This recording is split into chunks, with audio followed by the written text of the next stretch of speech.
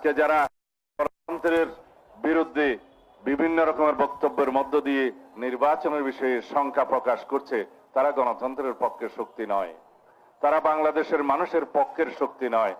তারা হয়তো কোনো না কোনো কারণে নিজের কথাগুলো ইনিয়ে বিনিয়ে বলছেন যাতে করে নির্বাচনকে বিলম্বিত করা যায় অথবা বানচাল করা যায় অথবা নির্বাচন অনুষ্ঠান না হোক সেটা চায়।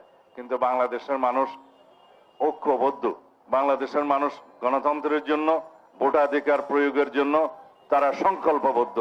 এর বিপক্ষে যারাই দিবে ইনিয়ে কোনো ধরনের বক্তব্য, যারাই বিভিন্ন রকমের কুযুক্তি উত্থাপন করে গণতন্ত্রের এই যাত্রাপথকে কণ্ঠকাত্তীর্ণ করতে চাইবে, তাদের বিরুদ্ধে বাংলাদেশের জনগণ রুখে দাঁড়াবে।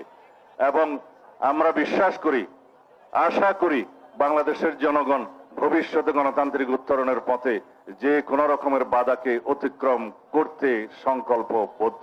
সুতরাং সবাইকে অনুরোধ করব, সব গণতান্ত্রিক শক্তি, সব গণতান্ত্রিক রাজনৈতিক দলকে অনুরোধ করব, আপনারা যেভাবে ঐক্যবদ্ধ হয়েছিলেন ফ্যাসিবাদ বিরোধী গণতান্ত্রিক সংগ্রামে, সেই একই রকম ঐক্য নিয়ে আসুন আগামী নির্বাচনের জন্য সুষ্ঠু ও শান্তিপূর্ণভাবে যেভাবে আমরা নির্বাচন অনুষ্ঠান করতে পারি সেইভাবে আমরা ঐক্যবদ্ধ থাকি, আলাপ আলোচনা করি এবং তা আমরা গণতান্ত্রিক উত্তরণকে সহজতর করি।